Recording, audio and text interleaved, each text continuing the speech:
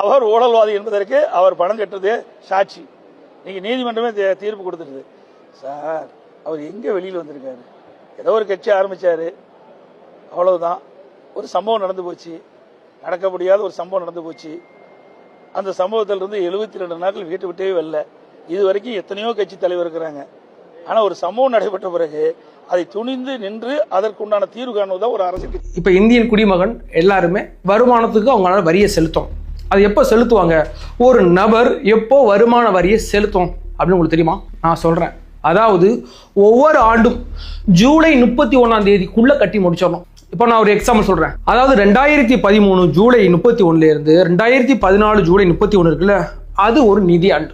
அதுக்கு பிறகு 2014 ஜூலை 31 இருந்து 2015 ஜூலை 31 இருக்குல்ல, அது ஒரு நிதியாண்டு. அதுக்குள்ளதான் அவங்க வருமான வரியை தாக்கல் பண்ணணும். அதே மாதிரி விஜய் அவர்கள் 2014க்குள்ளத 2014 ஜூலை 30 கட்டி முடிச்சாச்சு.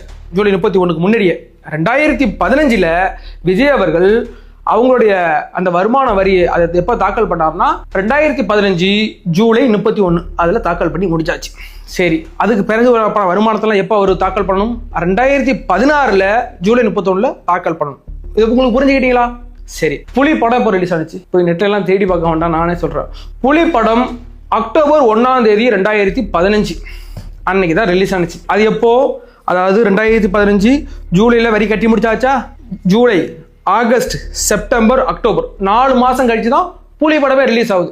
அந்த புலி படத்துக்கான வருமானத்தை தான் விஜய் அவர்கள் மறைச்சதாக ஒரு குற்றச்சாட்டு இருக்கு. இந்த வருமான வரித்துறை இருக்காங்கல்ல, அவங்க எப்போ விஜய் வீட்டில் ரெய்டு பண்ணாங்க? செப்டம்பர் 30ஆம் தேதி. அப்போ புரியுதா? அப்போ 2015 ஜூலை 31க்கு முன்னாடியே 2015 கட்டி முடிச்சாச்சு. அது முடிஞ்சு போச்சு. இப்போ வரப்போது 2016.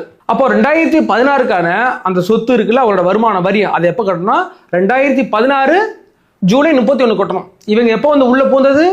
2015 செப்டம்பர்லேயே வந்துட்டாங்க.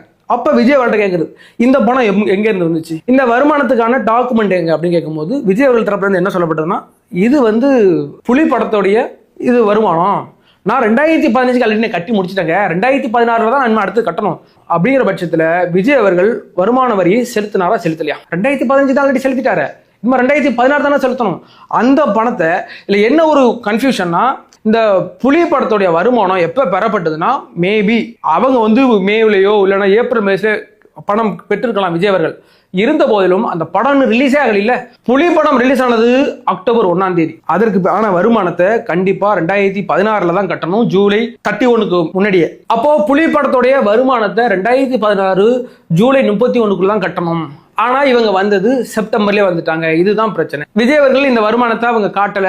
சரி, ஓகே, நீங்க 2015 நீங்க கட்டியிருக்கணும் அப்படின்னு சொல்றாங்க. விஜய் அவர்கள் தரப்புல இருந்து இந்த படம் ரிலீஸ் ஆனதே வந்து லேட்டா ரிலீஸ் ஆயிருக்கு, அதாவது அக்டோபர் 1ஆம் தேதி தான் ரிலீஸ் ஆயிருக்கு, நாங்க அடுத்த நிதியாண்டு தான் நாங்க கட்டுவோம்னு சொன்னாங்க. இருந்த போதிலும் நாங்கள் பெறப்பட்டது உண்மைதான் விஜய் தரப்புல இருந்து ஒரு விளக்கம் கொடுத்தது. சரி, நீங்க 2019க்கு முன்னாடியே இந்த வருமான வரித்துறை விஜய் அவர்களுக்கு ஃபைன் போட்டிருக்கணும். ஆனா இந்த வருமான வரித்துறையினர் வந்து எப்போ அபராதம் விதிச்சாங்க? 2022. 2022 விஜய் அவர்கள் புலி படத்துல அவங்களோட வருமானத்தை காமிக்கல, அதனால வரி விதிக்கிறோம் அப்படின்னு சொன்னாங்க. அப்போ விஜய் அவர்கள் காண்ட் ஆயிட்டாப்ல. அப்ப அவர் என்ன, நீங்க ஃபைன் போடணும்னா நீங்க 2019 முன்னாடி நீங்க ஃபைன் போட்டுக்கணும். இப்ப 6 வருஷம் கழிச்சு நீங்க எதுக்கு ஃபைன் போட்டீங்க?